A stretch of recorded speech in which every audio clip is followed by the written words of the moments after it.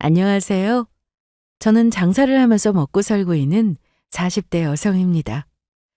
새벽부터 밤 늦게까지 가게에서 시간 보내느라 바쁜 생활을 하고 있지만 워낙 성격 자체가 집에만 있는 것보다는 밖에 있는 것을 좋아하기도 해서 제 적성에 맞는 일이라고 생각해요.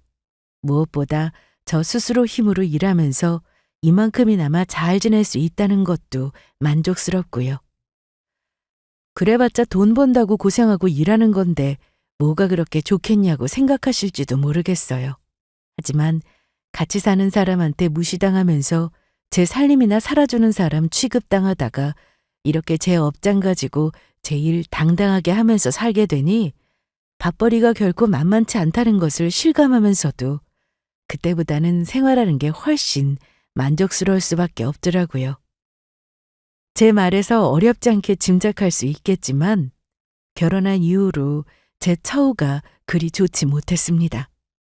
연애할 때와 결혼해서 함께 살 때 남편 태도가 한결같을 수야 없겠지만 그걸 감안하고 생각해 보아도 결혼 생활 내내 그 사람을 선택한 게 후회스러워 내 발등을 찍고 싶을 정도였습니다. 저라고 제가 결혼해서 이렇게 살 줄 어찌 알았겠습니까?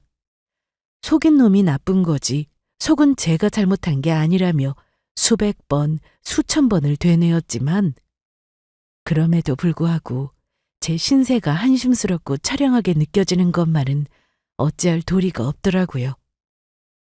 저라고 모자란 인간이 아닌데 처음부터 제 처알기를 저렇게 우습게 하는 놈인 줄 알았으면 제가 어떻게 저런 놈하고 혼인신고서를 작성할 생각까지 다 했겠습니까? 남편도 처음부터 그렇게 뻔뻔하게 나오지는 못했어요. 저 만날 때도 그런 기미는 느끼지 못했고 결혼 초반까지만 하더라도 저나 저희 친정 부모님께도 눈치 보는 티가 났었고요. 특히나 저희 친정 아버지께서 결코 호락호락한 분이 아니시거든요. 그 연세를 고려하면 풍채도 좋으시고 성격도 괄괄하신 것이 나이 드셨다고 전혀 기가 꺾이시는 것 없이 호방한 분이셨습니다. 원래 사위 될 사람이 가장 어렵게 생각하는 게 장인어른 자리라고 하잖아요. 아무래도 귀한 딸 시집 보내는 아버지로서 사위감을 마냥 곱게만 봐주지 않으시기도 하겠고요. 부모에게 있어서 어떤 자식이 그렇지 않겠습니까마는 저희 친정 아버지께서 참 제게는 든든한 보호막이 돼주셨거든요. 학교 다닐 때도 그 나이 때 분답지 않게 제 학교 생활에도 관심이 많으셨고 그만큼 제가 밖에 나가서 누구한테 괴롭힘 당하지는 않는지 우리 딸 사회 나가서 고생하지는 않는지 항상 마음 써주시던 감사한 분이셨어요. 효은이 너 밖에 나가 기죽어 다닐 필요 하나도 없다. 이 아버지가 너 못살게 구는 인간 있으면 목숨을 걸어서라도 네 편 되어줄 테니 어딜 가든 당당하게 어깨 쫙 펴고 살아. 저희 아버지 술만 드시면 하시던 소리가 이런 거였어요. 물론 제 위에 오빠와도 돈독하게 지내셨지만 아무래도 체격도 왜소하고 어릴 적부터 조용한 편이었던 막내딸이 내심 더 눈에 밟히셨던 모양입니다. 그러니 타고난 약간은 소심한 성격에도 불구하고 아버지 그늘 아래 세상 무서운 일 당하는 일 없이 잘할 수 있었겠죠. 아마 남편 역시 저희 아버지 처음 보고 나서 결코 만만한 분이 아니라는 걸 한눈에 알아봤을 겁니다.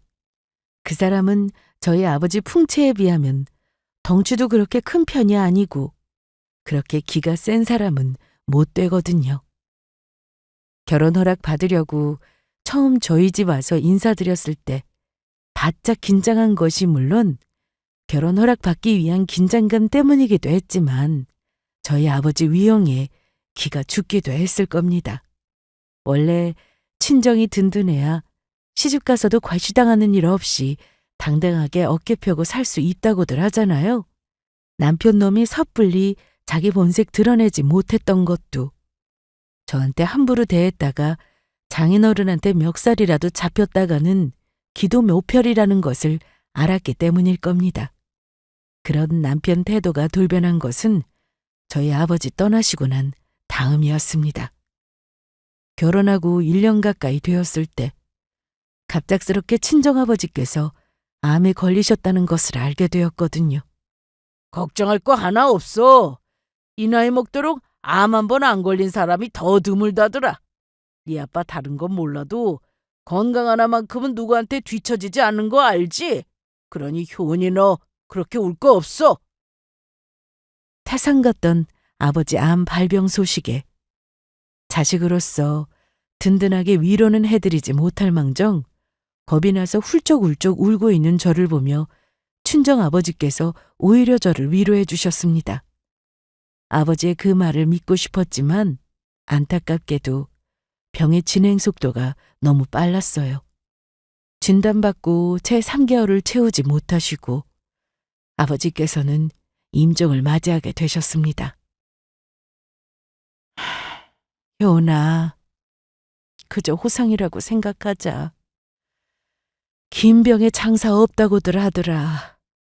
너희 아버지 그렇게 힘든 병으로 오래 고생하시는 것보다 조금이라도 덜 앓고 가신 걸 천원이라 생각하고 그리 보내드리자. 온 친정 식구들이 찢어지는 슬픔에 괴로워하고 있을 때 친정 어머니께서 이리 말씀해 주셨습니다. 그래요. 오래 투병하셔서 고생한다고 생각하니 차라리 이 편이 낫다고 그렇게 받아들이자고 생각하면서도 아버지를 잃은 서러운 마음이 쉽게 달래지지 않더라고요. 다 커서 시집까지 갔는데도 아버지 잃은 슬픔이 이리 클 줄은 미처 몰랐어요. 아버지 잃은 서름은 아버지의 빈자리로만 끝나지 않았습니다. 그 전까지 제게 뭔가 자기 나름대로 불만이 있어도 저희 아버지 눈치 보면서 큰 소리 내지 못하던 남편이 저희 아버지 돌아가신 이후로 태도가 싹 바뀌어 버렸거든요. 말이 나와서 말인데 당신이 이제 결혼해서 유부녀인데 너무 친정 나들이가 잦았던 것도 사실이잖아? 그거는 워낙 장인어른께서 별나신 데가 있기도 하고 내가 그래도 어른들 말씀이라 별소리 없이 따랐는데 앞으로는 우리 부모님한테 신경 좀 더 써. 그래도 시집와서 며느리가 들어왔는데 자기 친정 부모님 챙길 줄만 알고 시댁에 소홀했으니 우리 엄마가 대놓고 말씀은 못하셔도 그동안 얼마나 서운하셨겠어? 그 소리를 듣는데 제가 정말 기가 막히더라고요. 제가 정말로 시집와서 시댁에 소홀했으면 억울하다는 생각을 했겠습니까? 제가 친정 식구들과 돈독하게 잘 지내고 있는 건 맞았지만 그렇다고 해서 저희 친정만 들르고 시댁 가는 걸 피하거나 꺼리지 않았어요. 저희 친정 식구들끼리 사이가 좋았기 때문에 가족끼리 당연히 돈독하게 지내는 게 좋다는 걸 알고 있었고 시집 와서 한 달에 적어도 주말 2번 이상은 시댁에 가서 별일이 없더라도 안부 여쭈고 시간 보내며 가까워질 수 있도록 노력했어요. 그 말인즉슨 제가 아무리 친정과 가깝게 지냈어도 친정 더 많이 간다고 시댁에 안 가거나 하지 않았다는 말입니다.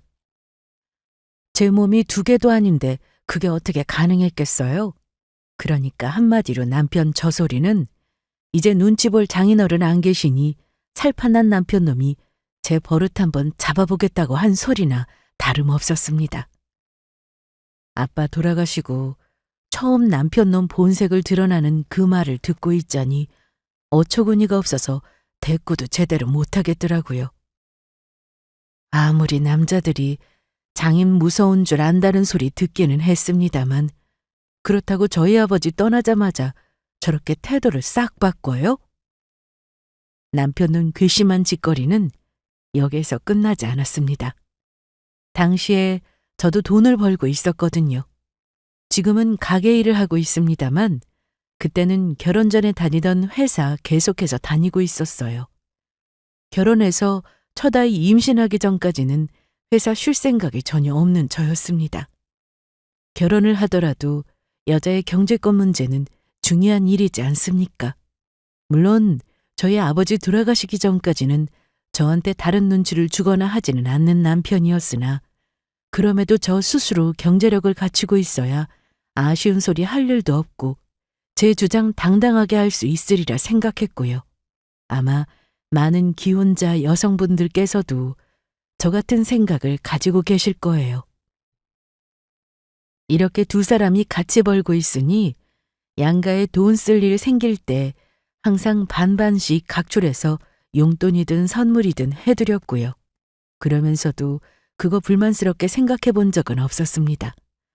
당연히 둘이 똑같이 냈으니까 양가에도 양가 부모님께도 용돈을 해드리거나 선물을 해드려도 공평하게 해드렸고요. 사실 이건 제가 전업주부였다 하더라도 당연한 일이라고 생각합니다. 부부끼리 합의하에 아내가 직장을 그만두고 집안일을 전담하는 거라면 그건 역시 제 역할을 다하는 거라고 생각하거든요. 하물며 저도 일을 해서 가게에 당당하게 한 몫을 하고 있는 입장이니 시부모님 해드리는 것만큼 저희 부모님께 해드리는 것 전혀 문제될 일이라고 생각조차 해본 적이 없었습니다. 그런데 이 괘씸한 놈이 저희 아버지 돌아가신 이후로는 은근슬쩍 저희 친정 엄마하고 자기 부모 챙기는데 차등을 두기 시작한 겁니다. 당신 이게 무슨 소리야? 분명히 이번 설 명절 부모님들 용돈 따로 빼놨는데 왜 우리 집만 20만 원 보내놓고 당신 부모님한테는 50만 원이나 갖다 드려? 처음에 저 몰래 자기 부모한테 우리 집에 보낸 것보다 2배나 넘게 용돈 갖다 드린 걸 알고 제가 얼마나 부하가 치밀어 올랐는지 모릅니다.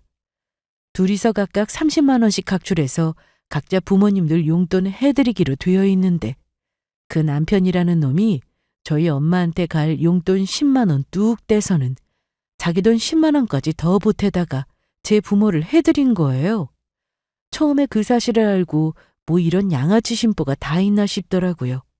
그렇게 열을 올리고 있는 제게 오히려 뻔뻔하게 말하는 남편이었습니다. 야, 그럼 그쪽은 사람이 하나고 이쪽은 사람이 둘인데 돈이 똑같이 가는 게 더 이상한 거 아니야? 내 돈 더 들여서 해드리겠다는 건데 그걸 왜 당신이 따가지고 들어? 당신 돈 거기서 10만 원밖에 더 들였어? 우리 엄마 용돈 10만 원 빼다가 시댁에 갖다 붙인 건 왜 쏙 빼먹고 얘기하는데?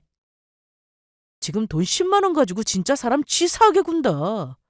어차피 장모님은 혼자 쓰시는데 뭘 그렇게까지 많이 보낼 필요가 있어? 자기 부모는 그렇게 애틋하게 생각하면서 우리 부모님 용돈 좀 더 드린다고 이렇게 득달같이 달려드니 결혼하고 시집 왔으면 우리 집 식구 됐으면 그만큼 우리 부모님한테도 신경을 더 써야지. 시부모 공경하고 공양할 생각은 안 하고 만나 이렇게 편가르기나 할래? 누가 들으면 제가 시부모님한테 용돈 한 푼 안 드렸는데 집안 살림 다 빼돌려서 친정에 갖다 박으려고 둔 줄 알겠어요. 저희 아버지 계실 때는 이렇게 억울하고 기막힌 일 당한 적이 없었습니다.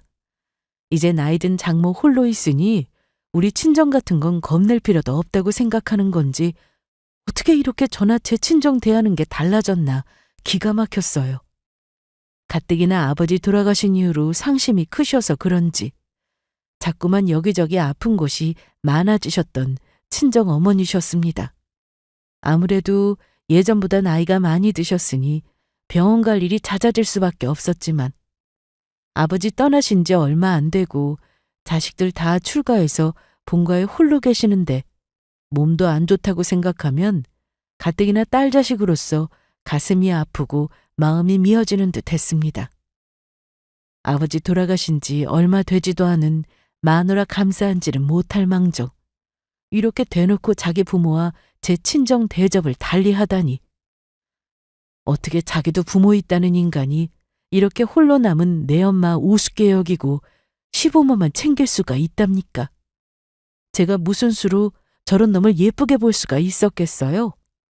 아버지 돌아가신 이후로 남편과 갈수록 사이가 벌어질 수밖에 없었던 것은 당연한 일이었습니다. 심지어 저희 아버지 돌아가시고 나니까 친정의 발길을 뚝 끊는 남편이었습니다.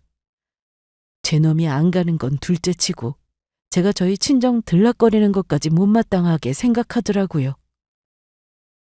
당신 가기 싫으면 당신이나 집어치워. 내가 내 엄마 만나러 가겠다는데 당신 허락식이나 받아야 해? 나는 시댁일로 한 달에 몇 번씩이나 뻔질나게 드나들어도 그때는 말 한마디 안 하더니 우리 엄마 요새 몸 안 좋은 거 뻔히 알면서 내가 내 엄마 들여다보는 것도 네 눈치를 봐야 해?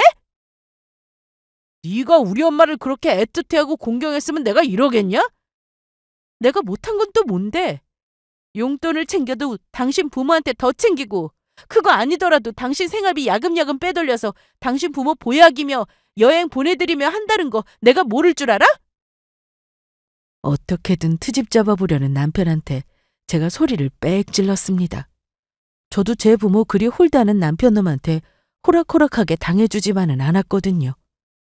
그럼에도 불구하고 속상한 마음이야 안 생길 수가 없었습니다. 더욱이 이렇게 자기 사돈보다 챙겨 먹는 게 많으면서도 그걸 당연하게 여기는 시부모였으니 날이 갈수록 시댁에까지 정이 떨어질 수밖에 없었죠. 제 입장에서는 정말로 이를 갈고 있었습니다. 효나, 미안하다. 엄마가 자꾸 이렇게 아픈 데가 많아서. 무슨 소리 하는 거야? 그럼 자식이 엄마 아픈데 나 몰라라는 게 말이 돼?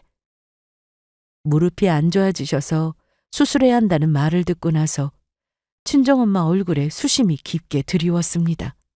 오빠는 갑작스럽게 지방 발령을 받아 자리를 비우게 되니 근처에 자식이라고는 저 하나뿐인데 당신 병원 문제 때문에 저를 번거롭게 한다며 죄인이라도 된 것처럼 고개를 숙이는 친정엄마 때문에 너무 속상했어요. 저희 키우실 때 아버지와 더불어 모자란 것 없이 넘치는 사랑 베풀어 주신 친정엄마셨습니다. 이제 홀로 지내시는 것만 해도 너무 마음이 쓰이고 가슴이 아픈데 저렇게 자식 눈치까지 보시며 주눅든 모습을 보니 제가 죄인이라는 생각이 들더라고요. 한편으로는 남편놈 괘씸한 마음이 다시금 치솟아 올랐습니다. 그동안 제가 아는 것만 하더라도 남편놈이 자기 부모 안쓰럽다며 집 보수공사며 시부모님 선물하며 쓴 게 적지 않았어요.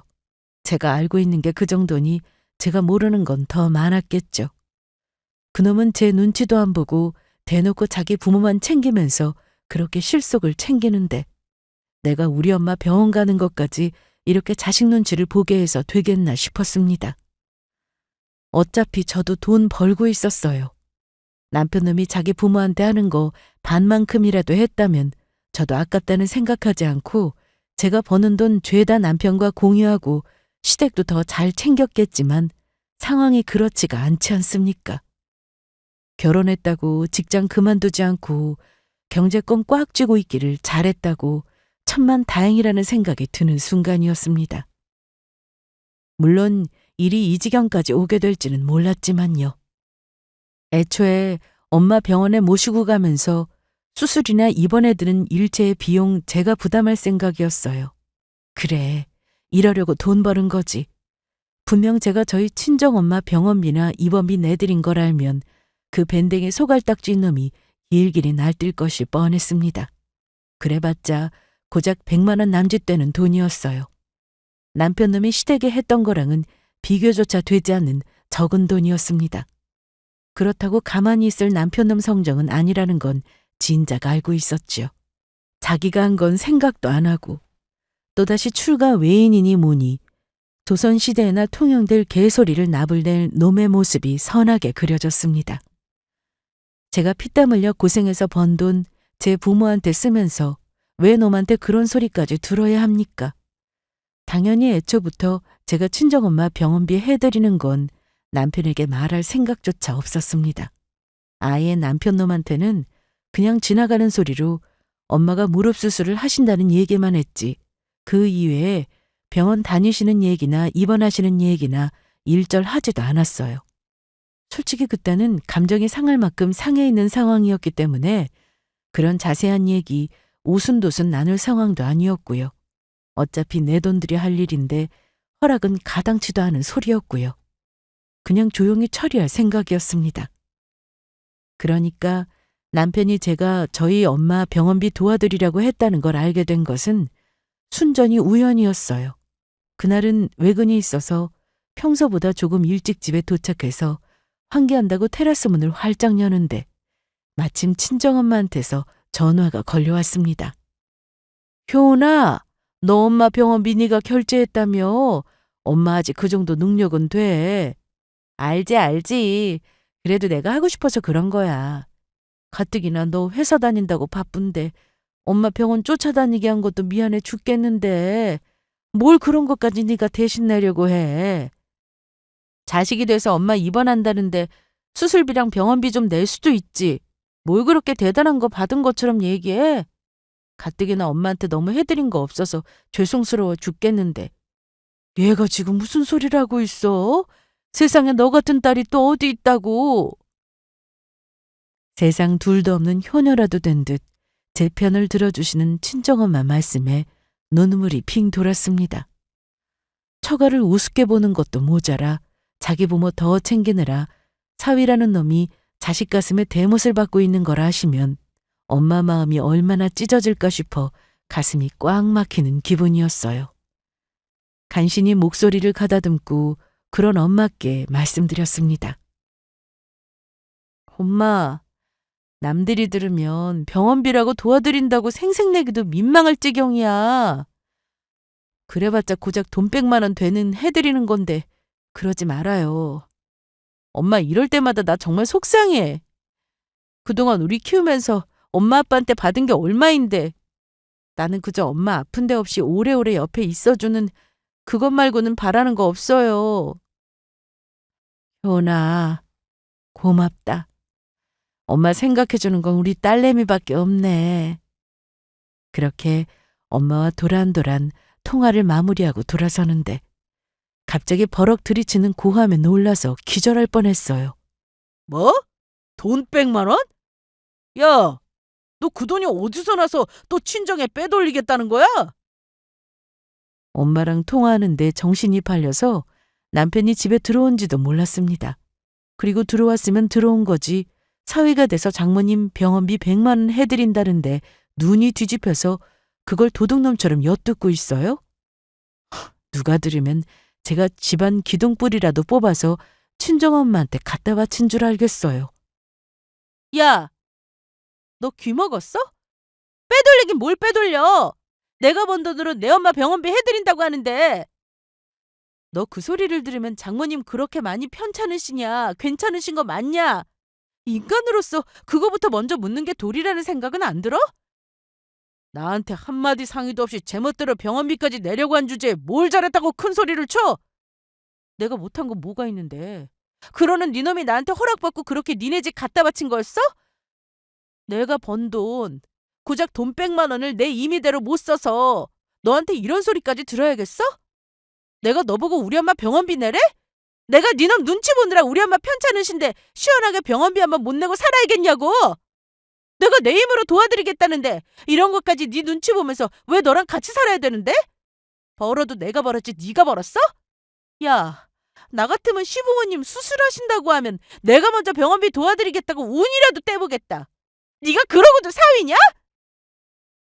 저도 보통 악에 바친 게 아니었기 때문에 진짜 이 결혼 끝장날 각오를 싸웠습니다. 처음에 그렇게 눈을 부라리고 제게 대들던 놈이 제가 이 결혼 생활을 끝장낼 각오로 달려들자 주춤하더라고요.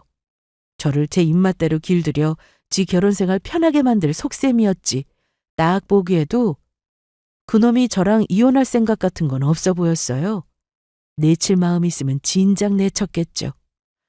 저도 그걸 모르지 않기에 더 이상 져주지 말자고 이를 파득 갈았습니다. 한 번만 더 걸려봐라. 큰 거 한 번만 더 걸리면 저놈하고는 정말 끝장이라고 생각했죠. 그러고 한동안은 남편이 그래도 제 눈치를 좀 보는 것 같았습니다. 저희 엄마 안부를 묻는 신용이라도 몇 번 하고 시부모를 공경해야 한 해 만에 하는 관짝에 들어갈 소리도 안 했고요. 그래봤자 사람 본성이 바뀌는 건 아니니 그저 눈치 보는 것에 불과하다는 것을 알았지만 워낙 놈 입 열 때마다 스트레스를 받았기 때문에 아슬아슬하긴 해도 평화가 유지되고 있다고 생각했습니다. 아무렴 제 놈도 사람이면 제가 그렇게까지 했는데 눈치를 보는 신용이라도 하는 게 맞죠. 그렇다고 해서 그놈이 저희 친정에 신경을 쓰는 건 또 아니었습니다. 예의상 저희 엄마한테 안부 전화나 한 번 했지 문병 한 번 오지를 않았어요. 속으로 이를 갈았습니다. 내가 니네 엄마 병원 입원할 일 있으면 어디 한번 두고 보자 했죠. 막상 그런 일이 닥치면 남편하고 똑같은 인간 되기 싫으니 문병도 가고 며느리로서 제 할 도리 다 했겠지만 뭐 속으로야 무슨 생각을 할지 자기가 알 게 뭡니까. 그렇게나마 혼자 분을 풀려고 노력했어요. 다행히 친정엄마 무릎 수술이 잘 끝나서 잠시 입원해 계시다가 퇴원하게 되셨습니다. 무릎 수술이라는 게 수술보다도 재활이 참 힘들거든요. 수술한 지 얼마 안 되고는 무릎이 잘 꺾이지 않아서 억지로 접어줘야 하는데 그게 여간 고통스러운 일이 아닙니다.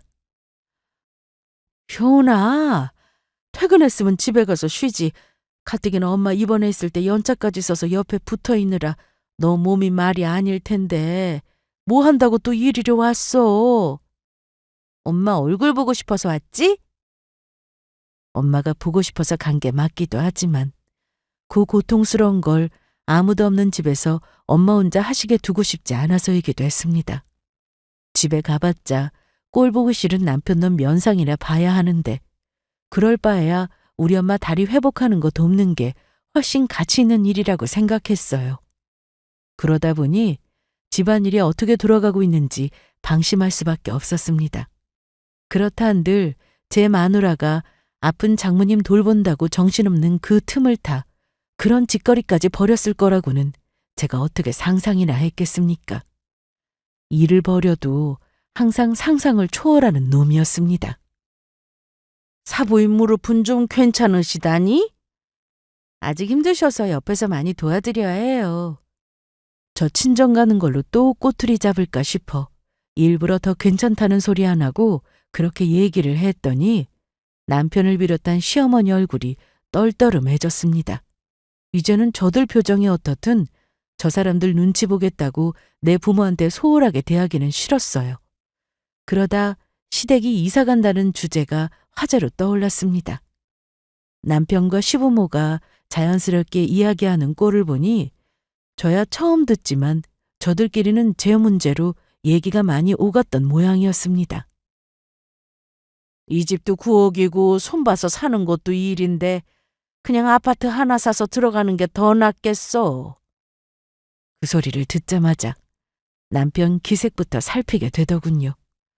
그렇게 제 부모 애틋해서 죽는 남편인데 시부모 집 산다는 소리 가만히 있을 리 없다는 생각부터 들었으니까요. 그런데 자기 부모 하는 얘기를 듣고도 그냥 덤덤하게 있는 꼴을 보고 웬일인가 싶었죠. 어차피 시부모 이사 간다는데 제 돈은 한 푼도 보탤 생각이 없었으니 도와줘도 자기가 알아서 하겠거니 하고 신경조차 쓰고 싶지 않았어요. 하지만 그렇다고 해서 저한테 한마디 상의도 없이 시어머니 계좌에 남편이 무려 1억 원에 달하는 돈을 붙였다는 걸 알았을 때 제 기분이 어땠을 것 같습니까? 솔직히 이거 미친놈 아닌가 싶었어요. 아무리 자기도 직장 생활하는 놈이라 하더라도 저희 살고 있던 집 대출금도 아직 갖고 있는 상황이었습니다. 한마디로 제 주제에 부모에게 집 해준다고 1억씩이나 턱턱 내놓을 능력 되는 놈도 아니었어요. 저희 계좌에 그만한 돈도 없었고요. 남편이 도대체 무슨 수로 돈을 1억이나 해서 제 부모에게 바쳤는지 이해가 안 될 정도였습니다. 너 진짜 제정신이야? 1억이 누구 집 개 이름이야? 도대체 그 돈 어디서 나서 그 큰 돈을 당신 집에다 붙인 건데? 아, 내가 네 돈 뺏어서 그 돈 갖다 줬어? 그냥 그러려니 할 일이지 뭘 또 따지고 들어. 야, 너 우리 공동계좌에 2천만 원 빼낸 거 내가 모를 줄 알아? 너 그거 너 혼자 쓰는 돈이야? 어머니 부부 공동재산을 지멋대로 빼돌려놓고 8천 네가 냈으니까 그 2천 가져간 거는 또 입 다물라 그따위 개소리 할 생각이야? 아이, 회사 대출 좀 받았다. 왜 내가 이런 것까지 네 허락을 받아야 돼? 시부모가 얼마나 지금 있는 집이 불편하면 이사 가자는 소리를 다 했겠어. 먼저 도와드릴까 물어보는 게 도리 아니야? 남편이 시부모 도와드렸다고 이렇게 떽떽거려? 야, 너 지금 말 다 했어? 네 행실을 한번 돌이켜봐. 내가 우리 엄마 병원비 내드린다고 할 때는 아주 눈깔이 뒤집어져서 달려들더니 내가 내 엄마 병원비 그거 돈 100만 원밖에 안 하는 거 해드린다는 소리에 지 돈도 아닌 걸 아주 아까워서 손을 벌벌 떨더니 너는 지금 역지사지가 안 되냐? 그러고는 니네 부모 집 산다니까 1억이나 되는 돈을 턱턱 내놔? 그럴 주제도 안 되는 놈이? 야, 100배야, 100배! 내가 우리 엄마 병원비 붙여준 것보다 100배라고! 네가 정신 나간 놈이지? 제정신 박힌 놈이 어떻게 자기 마누라한테 한마디 상의도 없이 이런 일을 벌여? 너도 네가 번 돈 네 맘대로 쓰니까 나보고 입대지 말라며. 너도 내가 번 돈 내 맘대로 쓰는데 네가 무슨 상관이야? 번 돈 같은 소리하고 자빠졌네. 회사 대출 받았다며? 그거 갚는 거 결국 다 월급 넣어야 되는데 그 돈은 그럼 어디서 나오는데? 네 부모한테 집 해준다고 돈 1억이나 붙여놓고 너 나한테 빌부터 살 생각이야? 아, 진짜 듣기 싫어. 저건 그냥 미친놈이었습니다. 무슨 지 능력으로 지 마음대로 쓴다는 말 같지도 않는 소리를 합니까? 회사에서 대출 받으면 그 돈은 공돈이래요? 결국 그 돈 갚으려면 월급에서 까야 하고 그러면 그 대출 갚는 동안 부부 생활비는 고스란히 제 몫이 될 것이었습니다. 그래놓고 어떻게 감히 지가 번 돈 지가 쓴다는 소리를 합니까? 결국 제 의사는 단 한마디도 묻지 않고 저까지 그 빚 갚는데 동참하게 한 주제에 그래놓고 뭘 잘했다고 감히 제 앞에서 저렇게 큰 소리를 쳐요? 그놈이 정말로 저랑 평생 같이 살 생각이 있으면 제정신이 박힌 놈이라면 어떻게 이런 짓을 벌일 수가 있습니까? 제가 사람을 잘못 골라도 너무 잘못 골랐습니다. 물론 저놈 실체를 알고 그런 건 아니지만 쥐레를 밟아도 아주 대형 쥐레를 밟았어요. 제가 도대체 무슨 죄를 그렇게 지었다고 저런 놈을 책임져가며 평생을 희생해야 합니까? 저놈이 그럴 만한 가치가 있는 놈입니까? 저는 결코 아니라고 생각했습니다. 저하고 그렇게 끝장 볼 듯 싸우면서도 끝끝내 제 놈이 잘못했다는 소리를, 저한테 미안하다는 소리를 단 한 번도 하지 않는 놈이었어요. 그런 놈에게 제 인생을 낭비할 수는 없었습니다. 봐주는데도 한계가 있는 거였어요. 그날 저는 남편다운 남편 노릇이라고는 할 줄 모르고 여전히 제 부모로부터 떨어져 나오지 못한 뻔뻔한 남편 놈을 기어이 버리기로 결심했습니다. 당신 여기 앉아봐. 그 난리가 있었던 바로 다음 날. 그 전날 미친 듯이 고래고래 고함치던 모습이 언제 그랬냐는 듯 냉정을 되찾은 채로 싸늘하게 남편에게 말했습니다. 순간 흠칫하던 놈도 저와의 기싸움에서 쥐고 싶지 않았는지 낯짝을 빳빳하게 쳐들고 제 맞은편에 앉았습니다. 마주보고 있지만 이미 마음 떠난 지 오래였어요. 분위기가 그보다 더 냉랭할 수 없었습니다. 저희 둘 사이를 가르고 있는 테이블 위에는 제 명의의 계좌인 통장이 올려져 있었습니다. 이게 뭔가 싶어 누나를 도로록 굴리는 놈에게 제가 선언했습니다. 이만 갈라서자. 나 너하고 더는 못 살겠다. 명백한 이혼 선언이었어요. 이혼을 입에 올리는 제 말에 흠칫하던 남편이 이내 아무렇지도 않다는 듯 뻔뻔하게 짓거리기 시작했습니다. 야, 너 뭐 좀 마음에 안 들면 이혼하자고 하는 그 버릇 좀 고쳐. 이혼이 무슨 장난이야? 이제 그런 소리에 꿈쩍이나 할 줄 알아? 야, 이혼은 아무나 한다니? 그것도 넉넉하고 아쉬울 거 없는 사람들이라는 거야.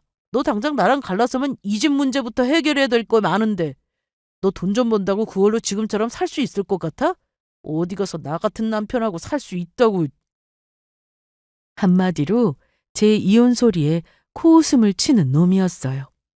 제 딴에는 제가 자기랑 사는 게 대단한 이득이라도 된 것처럼 말하는 꼬락서니를 보니 기가 찼습니다. 가진 거 쥐뿔도 없는 놈이 나랑 내 부모 우습게 여기면서 지 집구석에 돈 빼돌릴 생각만 하는데 너 같은 놈이랑 살다가는 나까지 파산하지 않겠어? 그리고 갈라서는 마당에 네가 왜 내 주머니 사정까지 걱정을 해? 어차피 남남될 사이인데. 그놈 하는 말이 하도 우스워서 한껏 비웃어 주었더니 주제에 자존심이 상했는지 남편 놈이 미간을 와락 구겼습니다. 왜? 내가 니놈하고 정말 못 갈라설 것 같아? 아이고, 주제 파악이 안 돼도 그렇게 안 돼? 뭐야?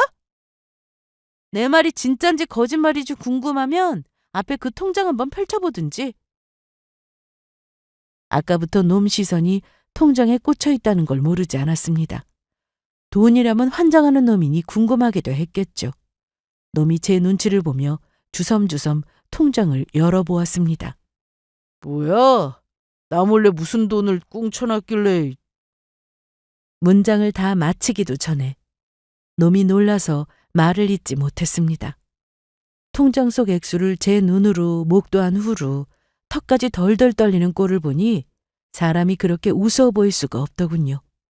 손가락을 덜덜 떨면서 액수를 짚어보는 꼴이 통장에 찍힌 금액에 0이 몇 개인가 세느라 정신이 없어 보였습니다. 그럴만도 했습니다. 장모님 병원비 100만 원 내는데도 지 눈치를 봐야 한다 철석같이 믿고 있는 놈 주제에 상상조차 할 수 없을 거액이었을 테니까요. 너 대체 이 돈 어디서 났어? 이게 다 얼마야? 이제 상황 파악이 좀 되니? 내가 너 같은 놈 갖다 버린다고 굶어 죽을 일 같은 건 없으니까 그런 걱정할 거 없이 이혼 도장이나 찍을 생각해. 아니 이게 다 무슨 소리야? 야, 너 나랑 같이 살면서 이렇게 큰 돈 숨겨놓고 어떻게 부부끼리 이런 거 속일 수가 있어? 부부 같은 소리하고 자빠졌네. 네가 남편으로서 한 게 뭐 있다고? 사위로서 한 게 뭐 있다고 그따위 소리를 짓거려? 쥐엄이 치마폭에 쌓여서 지 본가나 챙길 줄 알았지. 네 놈이 나를 배우자로서 제대로 대우한 적이 있기나 해? 어디 감히 내 앞에서 뻔뻔하게 더러운 주둥이를 놀려? 여보 잠깐만 흥분하지 말고 내가 알아듣게 설명 좀 해봐. 어? 왜? 주제에 평생 구경도 못 해볼 돈 보고 나니 아주 눈이 뒤집히지? 별것도 아닌 놈 지금까지 걷어준 줄도 모르고 감히 너 따위가 나랑 우리 엄마를 우습게 여겨? 여보 내가 잘못했어. 나 처음부터 당신하고 이혼할 생각 눈꼽만큼도 없었어. 그냥 내가 감정이 너무 격해져서. 알잖아, 나 이혼 생각 같은 거 없는 거. 너야 당연히 없겠지. 너 같은 놈 싫지 알면 어느 골빈 여자가 미쳤다고 너 같은 놈이랑 같이 살아주겠어? 나나 네 놈한테 속아서 이 짓거리를 하고 살았지. 근데 어쩌니? 나는 아쉬울 게 하나도 없는데. 너 없어도 배 터지게 먹고 살 돈 충분하고 설마 그 돈이 없었다 하더라도 너 같은 놈이랑 같이 사는 거에 비하면 천국일 텐데 내가 이혼 안 할 이유가 도대체 뭐가 있어? 여보, 내가 잘못했어. 이혼만은 안 돼. 제발, 이혼만은. 방금 전까지 저를 그렇게나 비웃던 놈은 어디로 가고 이혼당할까 싶어서 손이 발이 되도록 빌고 있는 놈을 보자니 저런 놈 진작 갖다 버릴 것을 내가 뭐 한다고 지금까지 참고 살았나 싶어 가슴을 내리쳤습니다. 고작 저것밖에 안 되는 놈, 이혼이라는 두 글자 무서워서 지금껏 봐줬다고 생각하니 지난 시간이 너무너무 아깝더라고요. 마누라 돈깨나 있는 걸 보니까 아주 정신이 번쩍 드나 보지? 그런데 어쩌니? 네가 그렇게 우습게 생각하는 네 장모가 나보다 가진 자산은 훨씬 많은데 이것도 네 놈이랑 결혼하기 전에 우리 부모님한테 증여받은 돈이야. 살면서 무슨 일 생길지 모른다고 꼭 필요할 때 쓰라고 쥐고 있으라고 하셨던 돈인데 또 이렇게 쓸 줄은 몰랐지. 뭐? 그럼 결혼 전부터 이 많은 돈을 갖고 있었으면서 나랑 결혼하면서 한마디 말을 안 했다는 거야? 어떻게 부부끼리 이런 문제를 속일 수가 있어? 너야말로 나를 남편으로 생각했으면 그러면 안 되는 거지. 결혼을 했으면 어머니 부부 공동재산인데.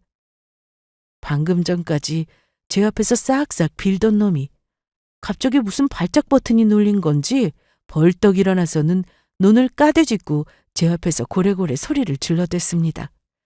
벌써부터 저 통장 안에 들어있는 돈의 소유권을 주장하는 놈을 보니 저놈은 애초부터 글러먹은 놈이었다는 걸 실감할 수밖에 없었죠.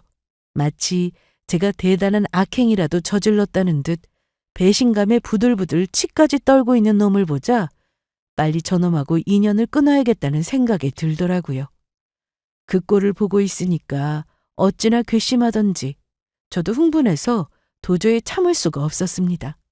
그렇게 저 역시 벌떡 일어나 눈앞에 돈에 정신이 나가버린 남편놈 뺨을 철썩 후려쳤어요. 야, 이 미친놈이! 야!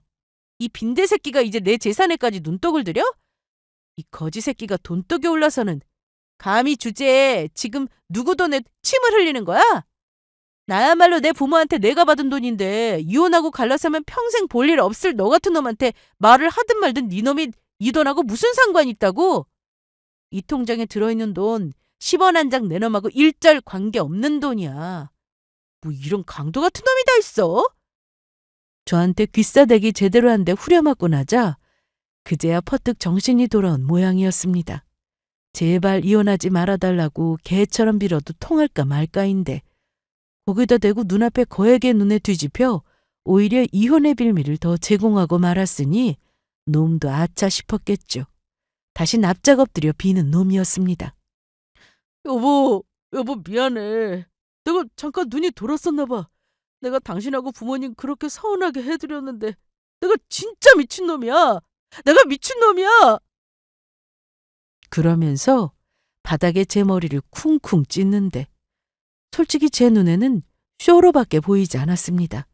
일관되게 저렇게 제발 이혼하지 말아달라고 저한테 잘못했다고 빌어도 씨알도 안 먹힐 판에 방금 전에 지 본색을 드러내놓고 저 꼴이 가당키나 합니까? 그런 놈한테 씩씩대며 눈에 보이는 쿠션이며 잡지책이며 손에 잡히는 대로 집어던졌습니다. 너 같은 놈 때문에 낭비한 내 시간을 생각하면 내가 눈물이 다 날 지경이야. 역겨운 놈 같으니라고. 그렇게 애틋해 죽겠는 네 부모한테나 붙어서 살아. 남의 집 귀한 딸 인생 더 망치려 들지 말고. 내가 너 혹여나 재혼한다는 소리 들으면 아주 도시락까지 싸들고 가서 팔자 망치는 여자 안 생기게 막을 테니까. 감히 나한테 이혼당하고 나서 행복하게 잘 살 생각은 꿈도 꾸지 마. 그동안 쌓인 것이 많았던 만큼 제 수준에서 할 수 있는 악담이란 악담은 모조리 퍼부으며 놈을 저주하고 또 저주했습니다. 제 폭언을 들으면서도 여전히 땅바닥에 붙어서 이혼 못하겠다며 엉엉 우는 신용까지 하는 놈이었지만 제 결심이 바뀔 리 만무했어요. 이혼은 일사천리로 진행되었습니다. 한번 마음먹으니까 이혼 뭐 그렇게 못할 것도 아니더라고요. 그놈하고 살면서 제 속이 썩어 문드러질 걸 생각하면 하루라도 빨리 발 빼는 게 제 인생의 득이 될 일이었습니다.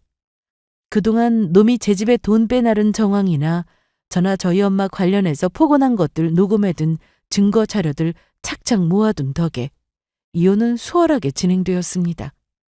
끝까지 저랑 이혼 못하겠다고 버티는 바람에 소송까지 갔으나 이럴 때 좋은 변호사 쓰라고 부모님이 주신 돈 안 쓰고 묵혀놨던 거 아니겠습니까?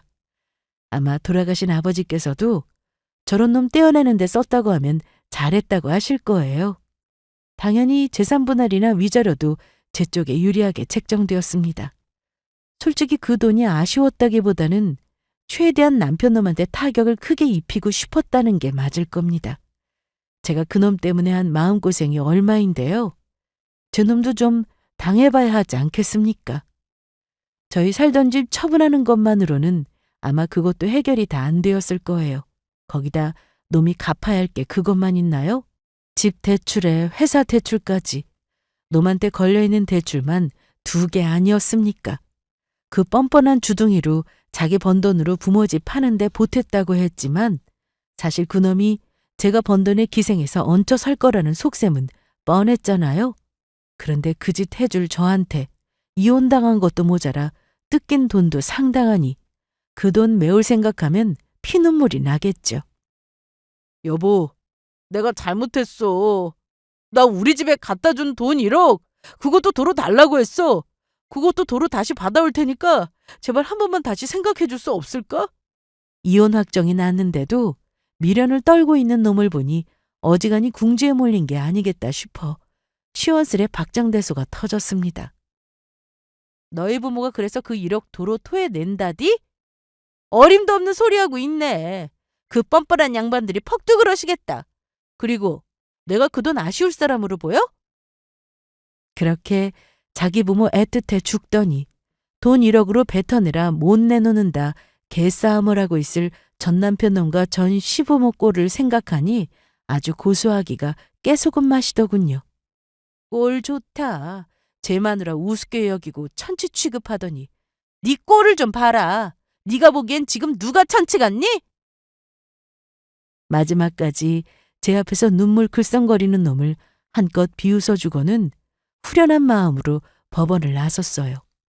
농가 이혼은 제게 해방이었습니다. 저는 그러고 곧장 친정으로 들어가 엄마와 함께 지내기 시작했어요. 잘했다. 자기 처 귀한 줄 모르는 놈이 자식이라고 귀한 줄 알았겠어? 그런 놈하고 애 생기기 전에 갈라서길 잘한 거야. 볼 것도 없이 저희 엄마는 전적으로 제 편이셨어요. 저랑 같이 살기 시작하니 외로움이 가셔서 그런지 건강도 많이 회복하셨습니다. 저는 부모님께 물려받은 재산으로 평소 관심 있던 매장 2곳을 인수해 장사를 시작하게 되었고 매출이 나쁘지 않아 조만간 중축도 계획하고 있어요. 전 남편과 갈라서자 이제야 제 인생이 술술 풀리는 기분입니다. 아닌 인연은 과감하게 털어내고 제 갈 길 가는 것도 나쁜 선택이 아니라는 걸 이혼하고서 실감하게 되었습니다. 오늘 제가 들려드릴 사연은 여기까지예요. 구구절절 긴 사연이 되었음에도 마지막까지 귀 기울여 들어주신 여러분들 모두에게 감사드립니다.